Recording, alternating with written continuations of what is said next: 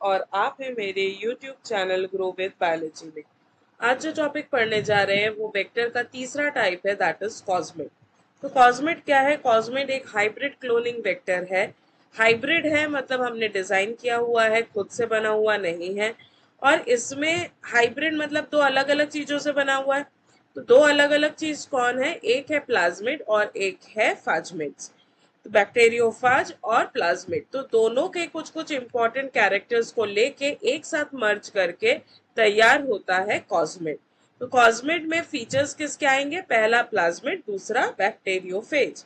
और ये क्यों यूज किया जा सकता है? ये यूज किया जाता है क्लोनिंग के पर्पज से। जैसे हम दोनों वेक्टर्स पढ़ चुके हैं, प्लाज्मिड और बैक्टीरियोफेजेस। इसका आई लिंक मैं आई बटन पे दे दूंगी, आप अगर नहीं देखे वीडियोस तो आप देख सकते हैं। तो इन दोनों में हमने ये पढ़ा है कि इसकी एक कैरिंग कैपेसिटी है। प्लाज्मिड की थोड़ी कम है, बैक्टीरियोफेज की उससे थोड़ी ज्यादा है।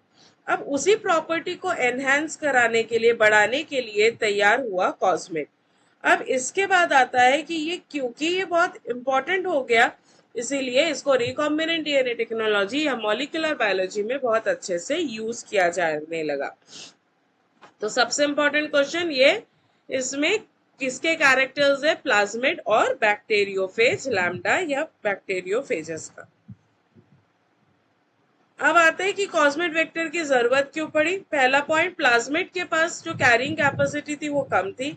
लैम्डा फेज में लिमिटेशन था कि वो किस तरह के सेल को इन्फेक्ट कर पाएगा, और साथ ही साथ अगर लाइटिक साइकिल कर रहा है तो सेल डैमेज होता है। इन दोनों चीजों को ओवरकम करके बनाया गया कॉस्मिड, जिसमें वो इजीली इन्फेक्ट भी कर सकता है ट्रांसफॉर्मेशन के थ्रू, और साथ ही साथ इसकी कैरिंग कैपेसिटी बैक्टीरियोफेज और प्लाज्मिड दोनों से ही ज्यादा है। अब ये कॉस्मिड नाम कैसे आया होगा? कॉस्मिड आया है दो वर्ड से। पहला वर्ड है कॉस, दूसरा है मिड। ये जो कॉस आया है, ये कॉस साइट होता है बैक्टीरियोफेज में, और प्लाज्मिड का एमआईडी लास्ट वाला पार्ट, तो इसीलिए ये दोनों मर्ज होके बन गया कॉस्मिड। COS है, कॉस्मिड है, कॉस्मिड। ठीक है। कॉस साइट्स हेल्प क्या करता है? ताकि बैक्टीरियोफेज लैम्डा डीएनए के तरह के स्ट्रक्चर्स को या लैम्डा डीएनए स्ट्रक्चर्स को बैक्टीरियोफेज अपने हेड में पैक कर पाए और फेज लाइक स्ट्रक्चर्स डेवलप कर पाए। जनरल कैरेक्टर्स, ये हाइब्रिड वेक्टर है, इसमें कॉस साइट है, इसमें रेप्लिकेशन हो सकता है क्योंकि प्लाज्मिड में ओरिजिन ऑफ रेप्लिकेशन साइट होता है, इसीलिए वो हो सकता है। इसकी इंसर्ट कैपेसिटी अब 35 to 45 KB हो गई है। हम लास्ट में एक वीडियो बनाएंगे जिसमें हम पांचों जो हम हाई कैपेसिटी वेक्टर्स तक जब हम कंप्लीट कर लेंगे, उसके बाद एक कंपैरेटिव वीडियो होगा जिसमें हम पढ़ेंगे original plasmid, bacteriophage as a vector, और कॉस्मिड और बाकी जो वेक्टर्स है उन सब का कंपैरिजन की किस तरह से वो कैरिंग कैपेसिटी को डिफर करता है और क्या क्या स्पेसिफिसिटी इसमें चेंज हो जाती है। यूज्ड मेनली इन जीनोमिक लाइब्रेरी कंस्ट्रक्शन, ये जीनोमिक लाइब्रेरी कंस्ट्रक्शन में बहुत हेल्प करता है। अब आते हैं स्ट्रक्चर ऑफ कॉस्मिड। इसमें कॉस साइट होगा क्योंकि ये कॉस साइट बैक्टीरियोफेज से आया है। ओरिजिन ऑफ रेप्लिकेशन जो प्लाज्मिड से आया है वो भी होगा। सिलेक्टेबल मार्कर जीन, ये मार्कर जीन्स प्लाज्मिड का पार्ट है जिसके कारण आप सिलेक्शन इजीली कर सकते हो, वो होगा। मल्टीपल क्लोनिंग साइट, ये बैक्टीरियोफेज वेक्टर का पार्ट है, कल हमने पढ़ा था, नहीं पढ़ा है तो आई बटन पे देख लीजिए। प्लाज्मिड बैकबोन फॉर मेंटेनेंस, तो ये बेसिक स्ट्रक्चर है कॉस्मिड का।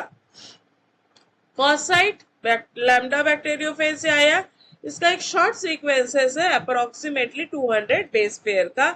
इसका काम होता है डीएनए को फेज हेड में घुसाना।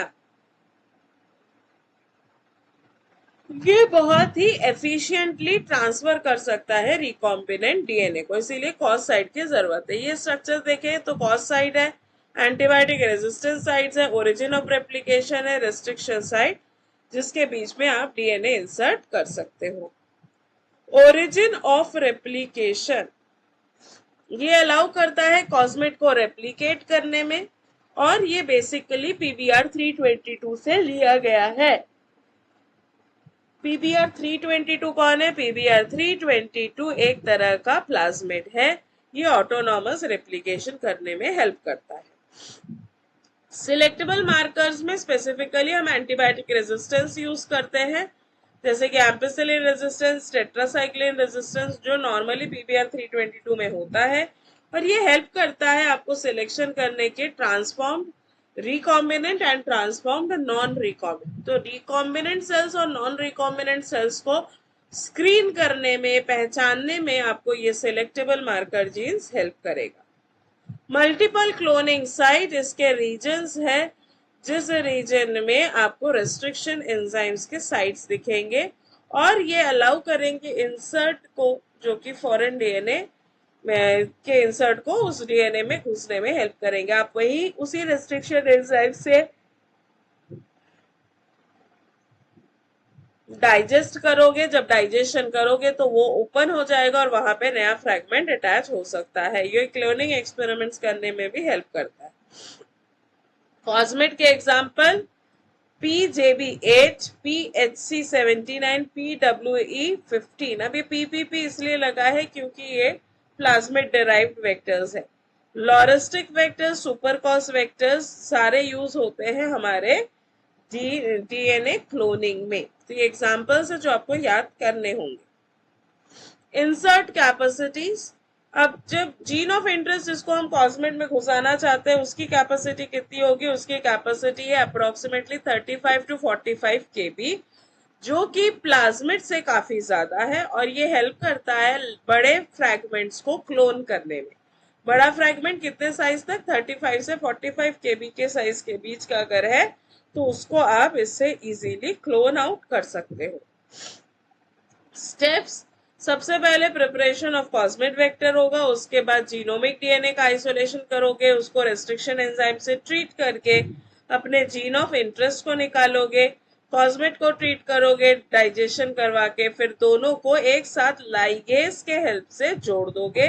जोड़ने के बाद ये फेज पार्टिकल्स में घुस जाएगा और फिर वो इकोलाई सेल्स, जो कि आपका फेवरेट होस्ट है, जिसके अंदर वो इंसर्ट हो सकता है या इजीली हो भी जाता है। तो ये आपके क्लोनिंग ऑफ मतलब कॉस्मेट के क्लोनिंग के स्टेप्स। इन विट्रो पैकेजिंग जब आप लैब में करते हैं तो रिकॉम्बिनेंट डीएनए को लैम्डा फेज के हेड में इन विट्रो में किया जा सकता है। जब हेड में ये घुस जाता है तो ये एफिशिएंसी को बढ़ा देता है डीएनए ट्रांसफर की। Entry into host cells, package cosmid infected E coli cells, जो packaged cosmid infected E coli cells है उसकी एंट्रीज में बहुत अच्छे से होती है। डीएनए बहुत इजीली साइटोप्लाज्म में एंटर कर जाता है और वेक्टर जो है वो प्लाज्मिड जैसा काम करता है, अपना रेप्लिकेशन करता है और अपने साथ साथ जो इंसर्ट आपने दिया है उसकी भी क्लोनिंग कर देता है। रेप्लिकेशन इन होस्ट, क्योंकि उसके पास ओरिजिन ऑफ रेप्लिकेशन है तो इसीलिए वो होस्ट डीएनए पे डिपेंडेंट नहीं रहेगा, वो इजीली अपना रेप्लिकेशन खुद करेगा, अपने होस्ट सेल की स्टेबिलिटी को मेंटेन करेगा और एम्प्लीफिकेशन करता रहेगा। एडवांटेजेस, इसमें लार्ज कैपेसिटी है 35 to 45 kb, high transformation efficiency, बहुत अच्छे से ट्रांसफॉर्मेशन हो सकता है, परसेंटेज ऑफ पॉजिटिव रिजल्ट आपको बहुत अच्छा मिलेगा। ये स्टेबल प्लाज्मिड रेप्लिकेशन है और इसमें empty vectors, reduce numbers of empty vectors कम होते हैं। मतलब वेक्टर्स जिसमें जीन ऑफ इंटरेस्ट नहीं घुसा है ऐसे वेक्टर्स को बोला जाता है एम्प्टी वेक्टर। तो वो एम्प्टी वेक्टर के नंबर कम हो जाते हैं, मतलब मैक्सिमम केसेस में ट्रांसफॉर्मेशन भी हो जाता है और रिकॉम्बिनेशन भी बन जाता है। डिसएडवांटेजेस अगर देखें तो इसमें लिमिटेशन अभी भी है, 35 to 45 kb, प्लाज्मिड और बैक्टीरियोफेज से ज्यादा है, फिर भी बैक और याक से कम है। इससे भी बड़े बड़े जीन ऑफ इंटरेस्ट को हम इंट्रोड्यूस करवाते हैं। इसमें पैकेजेस सिस्टम की जरूरत नहीं होती है, जिसके कारण थोड़ा सा प्रॉब्लम क्रिएट हो सकता है। लार्ज इंटेस्टाइन में रीअरेंजमेंट, उसका रिकॉम्बिनेशन, ये थोड़ा सा प्रॉब्लमेटिक है। एप्लीकेशंस, जीनोमिक लाइब्रेरी कंस्ट्रक्शन में हेल्प करेगा, जीनोमिक मैपिंग, पोजिशनल क्लोनिंग पे हेल्प करेगा, जीन ऑर्गेनाइजेशन स्टडीज पे हेल्प करेगा, जीनोम सीक्वेंसिंग प्रोजेक्ट्स पे हेल्प करेगा। तो genomic library construction, genome mapping, positional cloning, genome organisation का स्टडीज कि किस तरह से जेनेटिक मटेरियल ऑर्गेनाइज्ड है और उसके सीक्वेंसिंग में हेल्प करता है। तो फाइनली आप कंक्लूड कर सकते हो कि कॉस्मिड एक हाइब्रिड क्लोनिंग वेक्टर है जो कि स्टेबिलिटी को कंफर्म करते हुए या कंबाइन करते हुए प्लाज्मिड और बैक्टीरियोफेज दोनों के इंपॉर्टेंट पार्ट्स को एक साथ कंबाइन करता है। ये हाईली यूज होता है मॉलिक्यूलर क्लोनिंग और जीनोमिक रिसर्च। तो यहाँ तक कंप्लीट होता है हमारा कॉस्मिड। तो ये थर्ड वेक्टर कंप्लीटेड है।